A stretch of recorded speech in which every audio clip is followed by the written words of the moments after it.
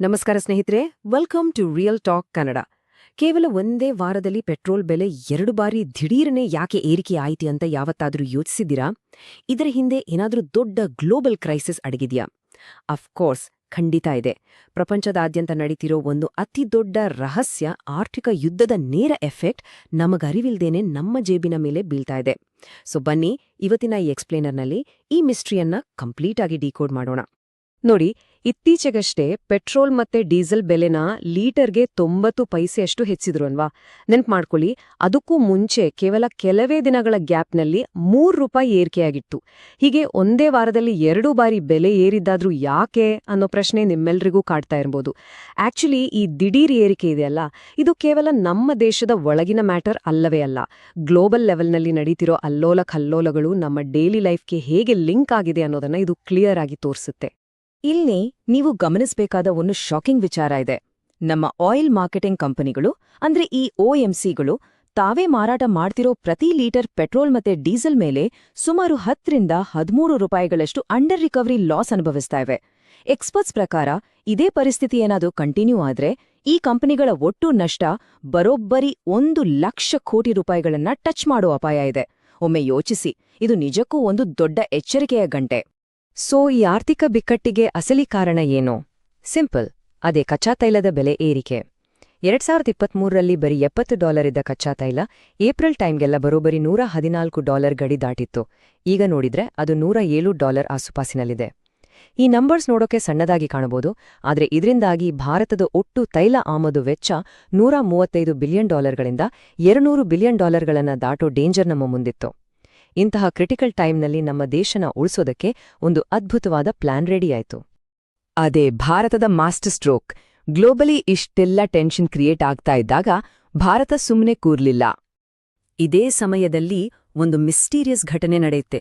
ಜಾಗತಿಕ ಇಂಧನ ಬಿಕ್ಕಟ್ಟಿನ ಸುಳಿವು ಸಿಗ್ತಾ ಇದ್ದ ಹಾಗೆ ಪ್ರಧಾನಿ ಮೋದಿಯವರು ತಮ್ಮ ಯುರೋಪಿಯನ್ ಪ್ರವಾಸದ ಮಧ್ಯದಲ್ಲೇ ಕೇವಲ 2.5 ಗಂಟೆಗಳ ಕಾಲ ಅತ್ಯಂತ ರಹಸ್ಯವಾಗಿ UAEಗೆ ಭೇಟಿ ನೀಡಿದ್ರು.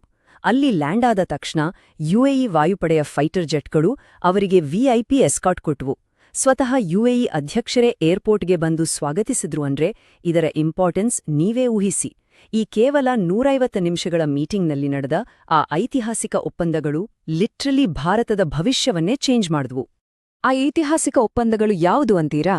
ಫಸ್ಟ್ ಆಫ್ ಆಲ್, UAE ನಮ್ಮ ಭಾರತದಲ್ಲೇ ಬರೋಬ್ಬರಿ 30 ಮಿಲಿಯನ್ ಬ್ಯಾರೆಲ್ ಕಚ್ಚಾ ತೈಲವನ್ನ ರಿಸರ್ವ್ ಆಗಿ ಇಡೋಕೆ ಒಪ್ಕೊಳ್ತು. ಇದರಿಂದ ಏನಾಯ್ತು?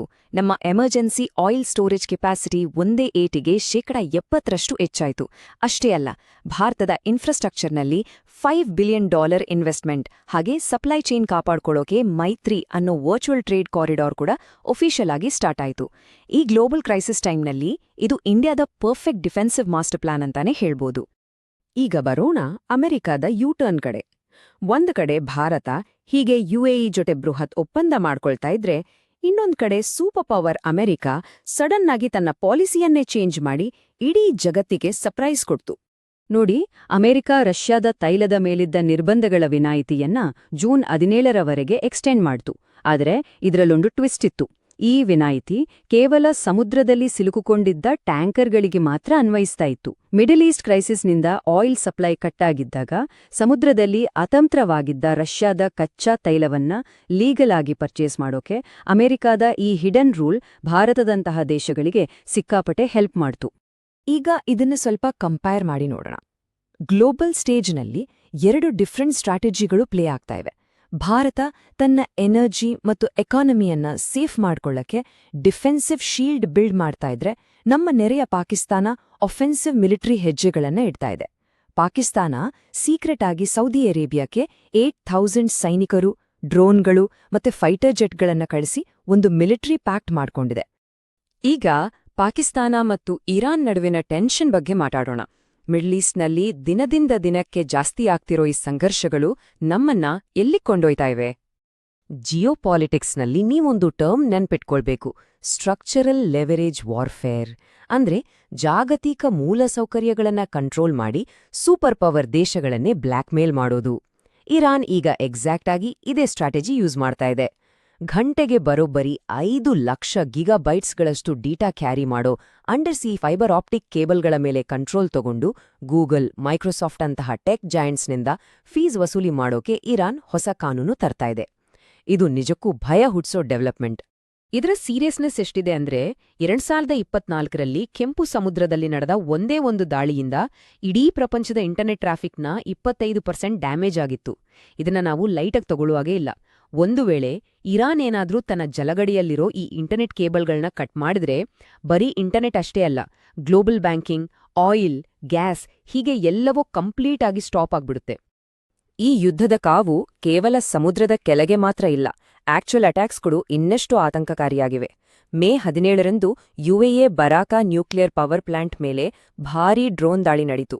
3 ಡ್ರೋನ್ಗಳನ್ನ ಲಾಂಚ್ ಮಾಡಿದ್ರು. ಅದರಲ್ಲಿ 2 ಹೊಡೆದುರುಳಿಸಿದ್ರು. ಆದರೆ ಒಂದು ಡ್ರೋನ್ ಡೈರೆಕ್ಟ್ ಆಗಿ ಜನರೇಟರ್ ಫೆಸಿಲಿಟಿಗೆ ಅಪ್ಪಳಿಸಿ ಭಾರೀ ಬೆಂಕಿ ಹೊತ್ಕೊಳ್ತು. ಇಲ್ಲಿ ಸರ್ಪ್ರೈಸಿಂಗ್ ಮ್ಯಾಟರ್ ಏನಂದ್ರೆ, ಈ ಪ್ರದೇಶನ ರಕ್ಷಣೆ ಮಾಡೋಕೆ ಇಸ್ರೇಲ್ ತನ್ನ ಐತಿಹಾಸಿಕ ಐರನ್ ಡೋಮ್ ಸಿಸ್ಟಮ್ ಅನ್ನ ಅಲ್ಲಿ ಡೆಪ್ಲಾಯ್ ಮಾಡಿತು. ಫೈನಲಿ ಕಾರ್ಪೊರೇಟ್ ಜಗತ್ತಿನ ಕಡೆ ಬರೋಣ. ಅದಾನಿ ರಿಲೀಸ್. ಜಾಗತಿಕ ರಾಜಕೀಯದ ಈ ಚೆಸ್ ಗೇಮ್ನಲ್ಲಿ ಬರೀ ದೇಶಗಳು ಮಾತ್ರ ಅಲ್ಲ, ದೊಡ್ಡ ದೊಡ್ಡ ಕಾರ್ಪೊರೇಟ್ ಕಂಪನಿಗಳ ಭವಿಷ್ಯ ಕೂಡ ನಿರ್ಧಾರ ಆಗ್ತಾ ಇದೆ. ಇಲ್ಲೊಂದು ದೊಡ್ಡ ಕಾರ್ಪೊರೇಟ್ ಟ್ವಿಸ್ಟ್ ಇದೆ ನೋಡಿ. ಇರಾನ್ ಮೇಲಿನ ನಿರ್ಬಂಧಗಳನ್ನ ಉಲ್ಲಂಘಿಸಿದ ಆರೋಪದ ಮೇಲೆ ಅದಾನಿ ಗ್ರೂಪ್ ಮೇಲೆ ಅಮೆರಿಕಾದಲ್ಲಿ ಕೇಸ್ ಫೈಲ್ ಆಗಿತ್ತು. ಇವರಿಗೆ ಮ್ಯಾಕ್ಸಿಮಮ್ ಅಂದ್ರೆ $384 ಮಿಲಿಯನ್ ದಂಡ ಬೀಳೋ ಚಾನ್ಸಸ್ ಇತ್ತು. ಆದ್ರೆ ಅದು ಕೇವಲ $275 ಮಿಲಿಯನ್ ಸೆಟಲ್ಮೆಂಟ್ ಆಯ್ತು.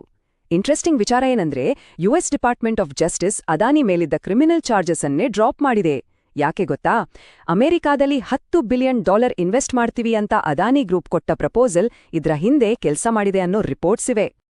ಸೊ ಇದೆಲ್ಲವನ್ನೂ ನೋಡಿದಾಗ ನಮ್ಮ ಮೈಂಡ್ನಲ್ಲಿ ಬರೋ ಅತಿ ದೊಡ್ಡ ಪ್ರಶ್ನೆ ಒಂದೇ: ತೆರೆಮರೆಯಲ್ಲಿ ನಡೀತಿರೋ ಈ ಗ್ಲೋಬಲ್ ಅಲಯನ್ಸಸ್, ಇಂಧನ ಬಿಕ್ಕಟ್ಟು ಮತ್ತೆ ಈ $1 ಬಿಲಿಯನ್ ಕಾರ್ಪೊರೇಟ್ ಡೀಲ್ಸ್ಗಳು ನಿಮ್ಮ ಭವಿಷ್ಯವನ್ನ ಹೇಗೆ ಬದಲಾಯಿಸಲಿವೆ?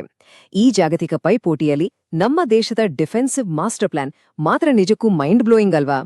ನಿಮ್ಮ ಪ್ರಕಾರ ಮುಂದೇನಾಗಬಹುದು ಅಂತ ಕಮೆಂಟ್ ಮಾಡಿ ತಿಳಿಸಿ. ಈ ಕಾಂಪ್ಲೆಕ್ಸ್ ಜಿಯೋಪಾಲಿಟಿಕ್ಸ್ ಎಕ್ಸ್ಪ್ಲೇನರ್ ನಿಮ್ಗಿಷ್ಟ ಆಗಿದ್ರೆ ಮರೆಯದೆ ರಿಯಲ್ ಟಾಕ್ ಕನ್ನಡ ಚಾನೆಲ್ಗೆ ಸಬ್ಸ್ಕ್ರೈಬ್ ಆಗಿ. ಮುಂದಿನ ವಿಡಿಯೋದಲ್ಲಿ ಇನ್ನಷ್ಟು ಇಂಟ್ರೆಸ್ಟಿಂಗ್ ಫ್ಯಾಕ್ಟ್ಸ್ ಜೊತೆ ಸಿಗೋಣ. Thank you.